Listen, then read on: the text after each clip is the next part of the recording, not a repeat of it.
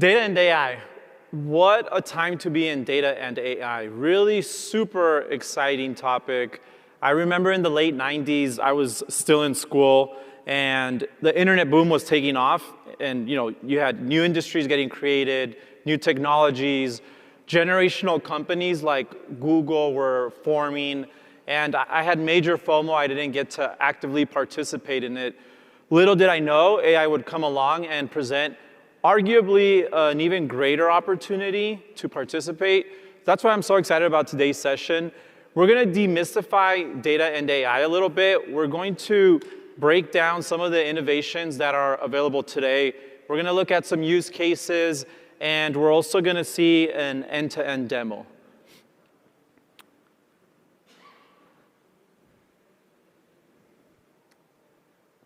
I'm Stuart Moncada. I'm in product management in Google Cloud. I'm in our data and AI org, so I work on BigQuery and a whole other suite of products. Today I'm joined by Pablo Leal from Walmart, as well as Velasco from our Google Cloud organization. In terms of agenda, I'll kick things off with a brief overview of some of the new trends we're seeing in the AI era. Then I'll provide a high-level summary of our recent innovations in multimodal data to AI pipelines. Then I'll hand it over to Pablo. He's going to give us a behind-the-scenes look at how Walmart uses data to power transformation at a global scale. And then Luis will bring it home with a full end-to-end demo. It's going to have a little bit of everything. It'll be technical. You'll see code. You'll see an editor. But it'll also have a front end and a UI. So it'll be engaging. And then, of course, it'll have Gen AI sprinkled throughout the whole demo. 2023 was undoubtedly the year of Gen AI. It truly captured the world's attention like a technology hasn't in a long time, if ever. Gen AI has the potential to revolutionize how we create and interact with the world around us. It promises to streamline creative processes like image generation, writing, music development, code development. What we're now hearing from customers, though, is they want to take the next step. In 2024, they want to turn all of that potential and all of that excitement into real business results. The reality is most organizations, they're still experimenting with Gen AI. In fact, the 2024 Data and AI Executive Leadership Survey found that only about 5% of organizations have implemented Gen AI in production and at scale. There definitely is a lot of experimentation and limited implementation in production. These two categories account for about 85% of all organizations. But when it comes to driving real business results at scale, it's still quite a few companies that we're talking about. The challenge is that to really leverage AI at scale, you need to have a solid data foundation. The journey from data to AI-powered outcomes, it's fragmented, it's complex, it's time-consuming. We frequently hear customers struggling to bring together all of their data from their different business applications and their different data platforms, overall just dealing with data silos. Wrangling and engineering data, it's an old challenge, but it's been magnified with the proliferation of AI. And in addition to all of this, data leaders have to show ROI on their data and AI initiatives, so they need to navigate price performance as well as all of the new technologies. And lastly, it's fairly straightforward to experiment with AI in a sandbox. You can plug into an API, you can get up and running quickly. It's another story to then productionize that and operationalize it at scale.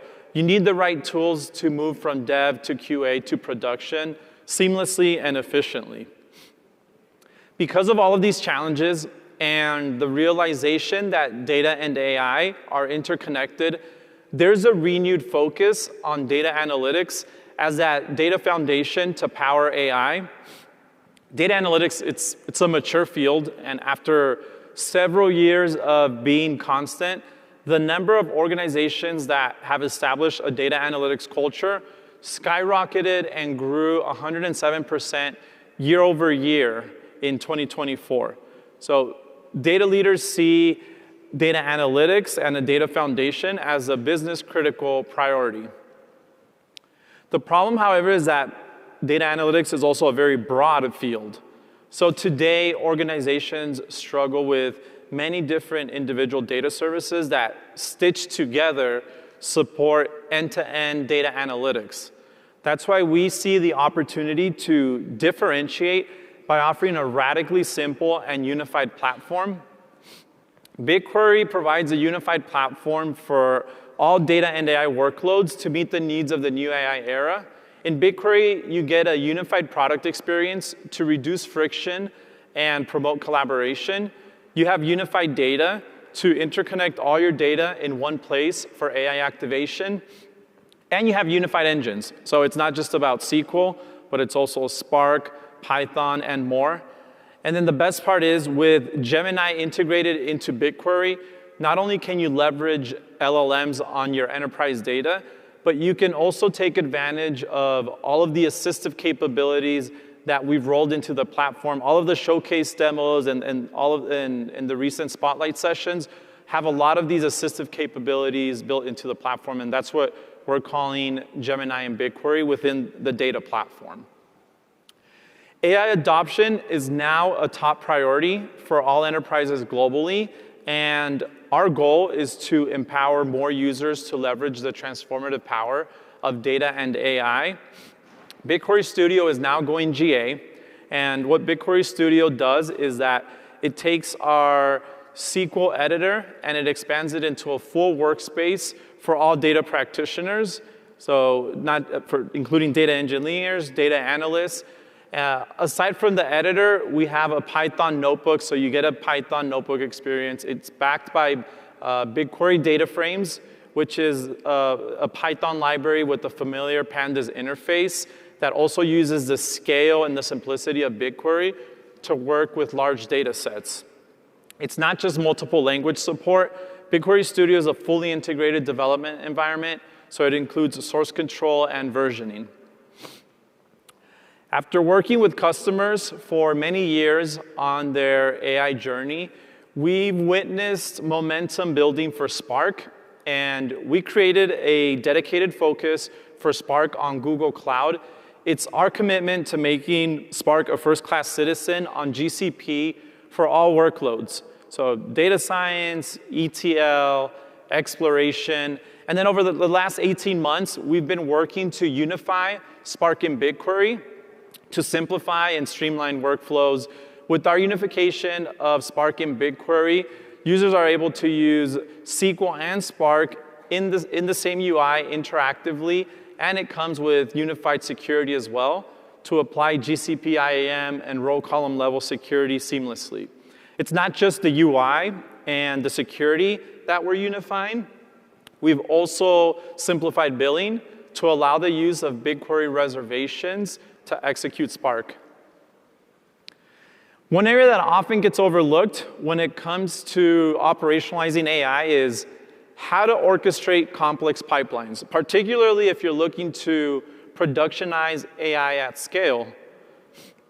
To help businesses on their data and AI journey, we're introducing a new version of Composer that is now serverless, so businesses can focus on creation and execution of pipelines and not on managing and configuring the underlying infrastructure.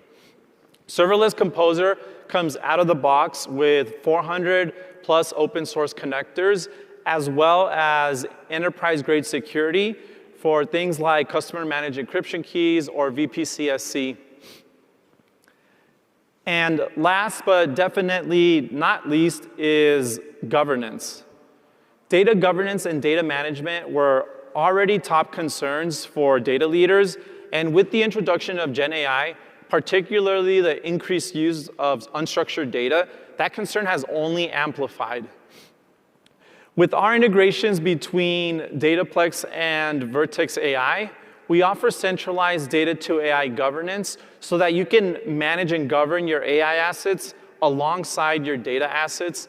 And with our recent innovations in Catalog, we allow users to power data to AI org-wide search, so you can search, look for, and discover AI assets like features, models, and data sets. Dataplex also allows businesses to assign asset owners, and it allows users to add business metadata, and this metadata serves as the critical foundation to power data to AI governance. I will now introduce Pablo so he can bring things to life a little bit with the Walmart story and how they're powering transformation.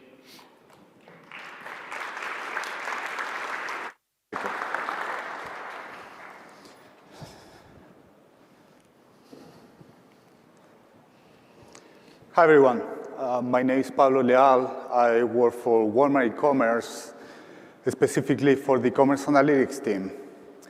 And what we do there is to empower and to enable analysts and data scientists on how to scale, how to productionalize the workload.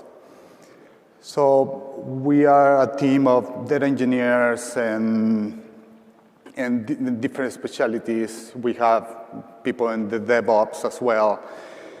And we work very closely, again, and productionize certain workloads and enable, MLOps as well. As you know, Walmart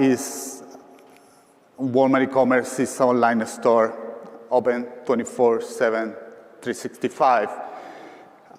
And one of the important characteristics of Walmart e-commerce is that we have 210 distribution centers, and we have thousands of stores across the country. An important fact is that 90% of the US population lives within 10 miles of a US store. And you can also imagine the amount of data that we manage. We have hundreds of millions of products, and I have been at Walmart for almost 6 years. And these 6 years, we have been increasing our assortment and increasing, the number of items that we offer to our customers online. I have been also seeing how, for the ones that follow our earnings reports, how our revenue have been growing in the last 6 years exponentially. An example of this is last Q4, right? We were up 23%. So all of this is to give you a sense of Walmart at scale, specifically for Walmart e-commerce, how we have been growing. So this growth is not coming without challenges, right? The rapid growth in both the amount of data and complexity of data has made challenging for business leaders, for our business partners and everyone to manage this data, just to make decisions. Also, the potential growth in our assortment and available products as well make difficult for everyone to create experiences on the site, what we call online pages or online shelves, and manage the site. It has been also difficult to establish business objectives across different customer experiences. So I'm going to walk you through an example, one of our use cases that we were facing this issue. So back in 2019, we have these site merchants, and think about site merchants like they're responsible for managing different categories. Imagine you are a site merchant, and you are managing, let's say, 200,000 items for electronic category. And you need to not only be responsible for the assortment and including new products and your categories, but also responsible for the customer experiences and how you are managing those experiences through the year, especially during holiday. And when you think about holiday, think, for example, Black Friday or Cyber Monday, right? How you manage the site and how dynamic is the site and managing these products at 8 a.m. in the morning is completely different to how customers are interacting with the site at 10 a.m. in the morning. So back in 2019, site merchants, they were doing all this process in a little more manual way. we have a platform. Of course, they were able to go into the platform and move items and create pages, move out items around and create customer experiences there. But they were using data and tools and different recommendations tool that we created for them just to be able to put these experiences together. So they were using this data and moving certain data, certain places with this platform and creating certain pages and experiences. And what they were doing is also try to optimize manually in this platform the assortment and the ranking. And then they were pushing this to production, to Walmart, directly to Walmart.com. And in the back end, what we were doing, we were preparing the data, and we have ETL processing in the back end. And what we were doing at that time, preparing of dashboards as a good analytic team, preparing different tools as well. As I mentioned, recommendations tool and even simulations tool. So it was easy for them to make decisions. And we saw the need to, as we were growing, and again, our assortment was growing, to work with them and automate some of these steps. And we started thinking about, okay, let's design a tool that put the business, our business partners, side merchants in the middle to make sure we analyze their processes. And we're not here just to replace everything that they do, but to empower them and put that in the middle of this redesign and make sure that we are supporting them and making sure that we are an extension of their decision making. So we create a tool that actively select optimal assortment and also help ranking this assortment. Using historical real-time data, it can handle tens of thousands of pages and thousands of items per page. We have requirements for this tool to run under 30 minutes every hour, so this ranking is always relevant to our customers. And other requirements. And just to highlight some of these requirements here is like we wanted time optimization, again, for our side merchants. The infrastructure backend needed to be scalable. So during, again, if we needed to support in the backend, for example, holidays, events, important holiday events in which they have like 1,000 or more experiences and need to be available in the next 3 hours, our backend needed to scale up, scale down, and be very elastic. Cost optimization is also important. I'm going to give an example in 2 minutes here. But we needed to adhere with our Walmart principle, everyday low prices. In terms of reliability, we were looking for not only running under 30 minutes, but also running every day, especially during holiday event, that is critical. And productivity, we have data scientists working with us, and at the same time, they work very closely with side merchants and business partners. And what we were trying to do is to enable these platforms, just to make sure that data scientists can iterate over new models and deploy in production very quickly. So high level, how the new process and workflow for side merchants works, taking account all these tools, these changes, like we are enabling them in the same platform that they were using before, so it's nothing strange for them. And we were enabling to optimize and enter certain business objectives across the different experiences. And then also with a couple of clicks enable this automation that was helping them to rank, basically automated the ranking and the assortment for them. Under the hood, we continue running our ETL data pipelines, enable our data scientists to very quickly iterate new algos and work with side merchants to add new logic there. and create all the integrations with the site, with Walmart.com.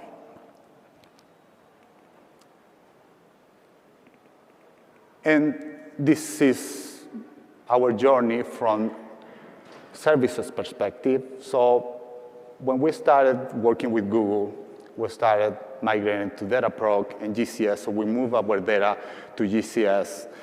And then also to Airflow a couple of months later. And what we were able to do there is to use Airflow operators to spin up clusters and Dataproc clusters and be able to submit jobs and then destroy those clusters. So we were able to create ephemeral jobs, and we were just paying for what we were using.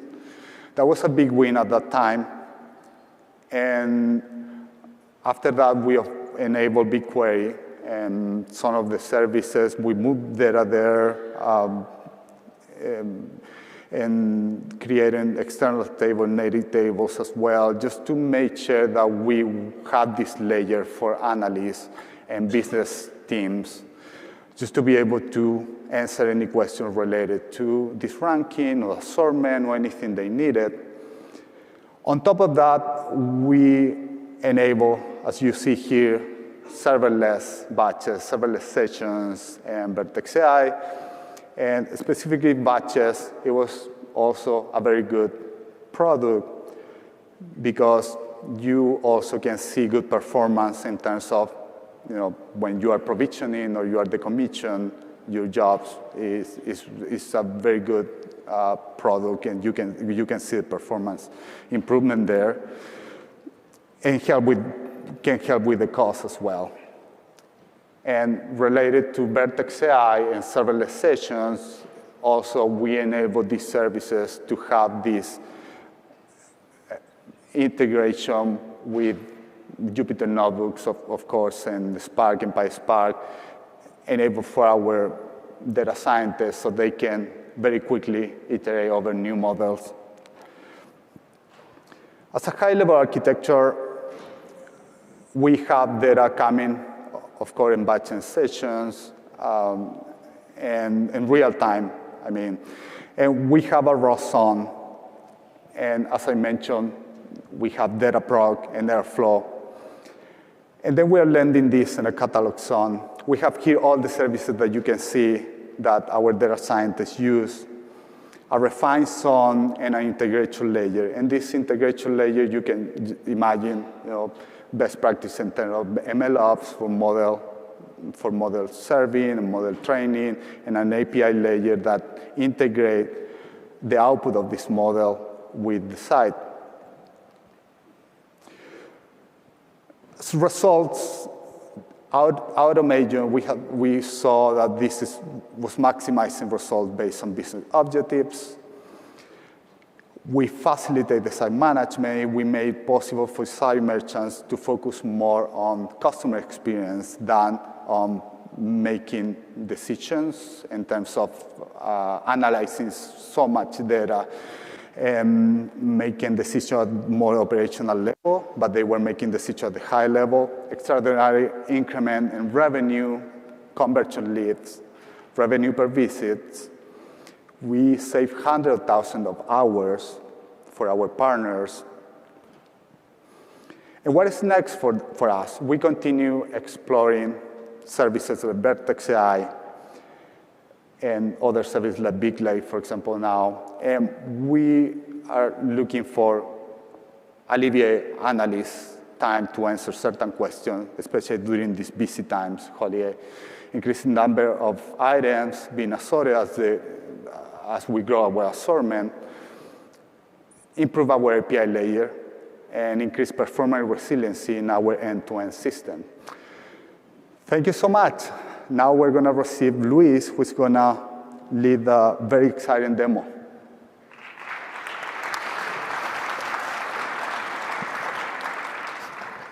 All right. So thank you very much, Pablo. So now I want to continue discussing the future of retail.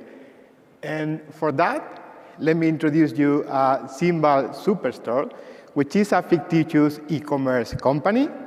And by the way, Luis, I'm a principal architect here at Google Cloud, and I came all the way from Barcelona to show you how Google Cloud recent innovation can help you build a truly engaging and personalized shopping experience for your customers. So in today's demo, we're going to really be seeing three main themes. Number one, we will see how recent launches to unify BigQuery and Spark allow you to write SQL and pySPARK interchangeably for your data to AI workflows. Then we will see how to use generative AI across the board to create everything from personalized product description to actual HTML code for your website. And finally, we will see how to build a multimodal data pipeline inside BigQuery for crunching structured and unstructured data in a unified AI lakehouse architecture. So here I am on my web demo app that I deployed in Google Cloud RAM. As you can see, there is a number of digital shelves. And when I click in one of them, I can see the product inside. This will be, for instance, for Beach Day. We'll see the product in just 1 second there. And let me maybe go back and now click on maybe backyard BBQ. So as Pablo discussed previously, product placement between digital shelves is a top-of-mind problem for many retailers. And because the importance of this problem, you may have already a working solution. It could be as simple as a set of business rules, all the way to something more elaborate like Walmart is doing, using a machine learning-based solution. Anyway, let's imagine your current process is running maybe in some legacy technology, like Spark on on-prem Hadoop clusters. One quick question we got every day from customers is how to easily migrate this workload to the cloud with minimal disruption to unlock TCO savings quickly. So I'll show you now how, with the help of BigQuery Spark store procedure, we just hit generate availability yesterday. Think about Spark store procedure in BigQuery as a wrapper. We put around Spark code to execute that inside BigQuery.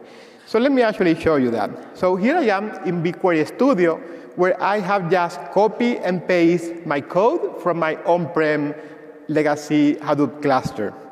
You can see there is some Spark code here, and the objective of this code is to optimize the product placement inside the digital shelves. I'm basically calculating here a number of signals, and then I'm feeding that to a simple Spark linear regression algorithm. So how do I make this code work inside BigQuery? Guys, good news here. One, you have migrated the data, which is kind of an easy thing. The only thing you have to do is change where you write the data from and where you write the output to. Let me actually uncomment those lines. Here, this is a legacy from my legacy high data warehouse, Control-K, Control-C. And then let me uncomment those ones when I'm reading from BigQuery. Control-K, Control-U, there we go. And let me do the same for the outputs. I will uncomment that one and uncomment that one. There we go. So when I click on Run, that will deploy a Spark store procedure. Let me open that. It's a BigQuery object, end of the day, with all the benefit that implies, like a centralized, let me open that there, like a centralized security model or unified billing, just to mention a couple. See, there are obvious trade-offs in choosing Spark as a processing data engine over BigQuery SQL, as for instance, cost performance. But at the same time, this allows you to move quickly to the cloud and deliver value from day one. All right, so let me now go back to the application. And now I want to show you how to use generative AI to further personalize the customer experience. I will use now Gemini to tailor the product description to a particular customer segment. By doing so, everyone will actually see product description that is most relevant to them. So let me click in here. Here you see a drop-down menu where I have a number of customer segments. Let me, for instance, select Gen Z. And when I do so, the product description will change on the fly. Share that slide. Gemini, I cannot like that, bro. Anyway, because because the number of products and the number of segments can be potentially very, very high, I will show you how we have completely automated this using Gemini inside BigQuery. See, the idea here is that for every product, we dynamically construct a prompt. It's a prompt that will be taking 2 parameters as an input. One is the original product description, and then will be the customer segment. And then we ask Gemini, hey, Gemini, rewrite that product description in a way that is appealing to this particular customer segment. And we'll get the output back, and then we show it. So let's actually have a look to that. All right, so maybe this is the initial table with the original product description. Well, there we go, so nothing there. And then, as you can see, I'm using BigQuery ML generate text, where I'm calling Gemini Pro. I'm putting this prompt, which is the task that I just referred before. And in this case, I'm using shelf ID number 5, which is beach day, and then I'm putting some LLM parameter here. So let me actually run that. And just in a few seconds, I will have my tailored description for this particular segment. So I think that's super cool. All right, so as you can see, all of that happened inside BigQuery. We don't need to export data. We don't need to call external API. And because this is SQL, every security control you may have in place, like table access control, row level security, or code level security, will be also honored by this code. All right, so move on. Let me go back to the application. Another potential customization I want to explore now is using image similarity to recommend related product. By analyzing the visual feature of images, I can select images that look similar and maybe they are of interest of my customers. So have a look at the shape, at the color, at the overall style of these flip-flop pictures. When I click here on View Similar Item, I will be retrieving from BigQuery the most similar images. In this case, is this pool noodle that looks similar, at least from a pure image perspective. So the key technology for building this are image embeddings, a numerical representation of the image in the form of a vector. And we just launched a new innovation yesterday in BigQuery, vector search, that allows us to retrieve and match the most similar vectors, therefore images, giving one example. But before seeing how that works, I want to show you how we actually create embeddings. So for that, let me switch gears for a minute, and I will start now writing Python code. Here I am. This is BigQuery Studio, our unified UI for data analysis and data engineer. That, as you can see, I can mix Python with SQL. So after doing some import and defining some variables, I'm putting some SQL here, where I'm getting the product information, and I'm downloading it back into a pandas data frame. Let's have a look. So the interesting thing, I have an image URL, which is created on the fly by BigQuery that will allow me to access the binary content of the image that is actually stored in an object table in BigQuery. But you may be wondering now, how do I, from Python, download and display those images? All right, so instead of going to Google search, getting some random code and putting here on the notebook, let me actually ask Gemini. So I will have a new code cell. I will click here on generate. I will copy that prompt that I have pre-cooked here. Put it in there. And I will click on generate.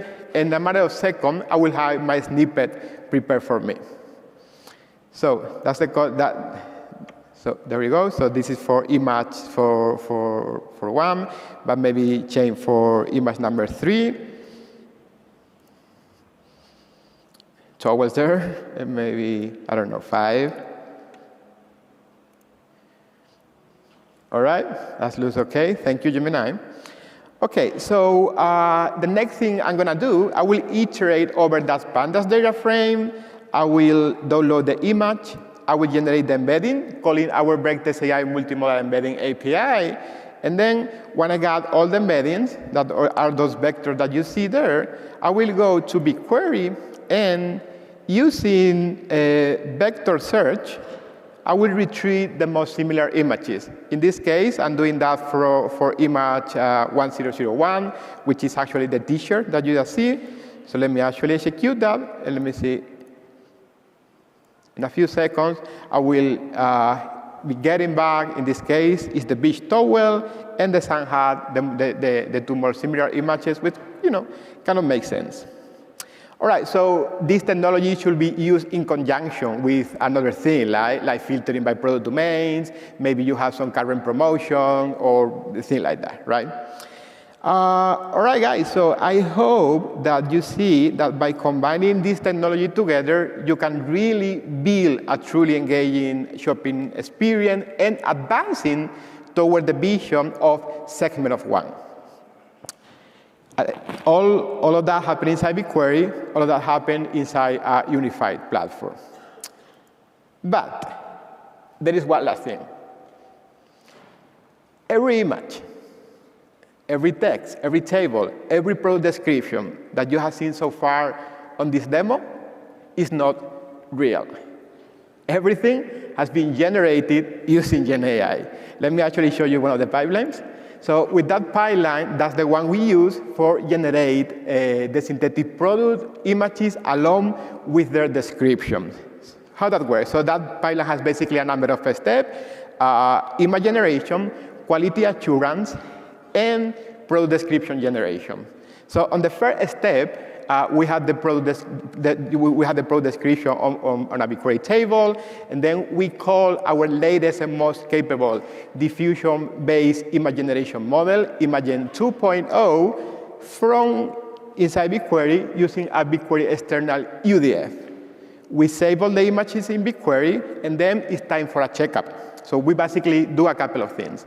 So first, we detect and extract text from the images, and then we show that text to Gemini, that we use it kind of like a smart dictionary. And we ask Gemini, hey, Gemini, is this a valid English word or not? And we also ask whether that word makes sense in the overall context. We take out the image that do not meet our quality criteria, and then we add a safety filter on top, trying to detect potential logo brand or copyrighted logos on our generated images. We don't want that, right?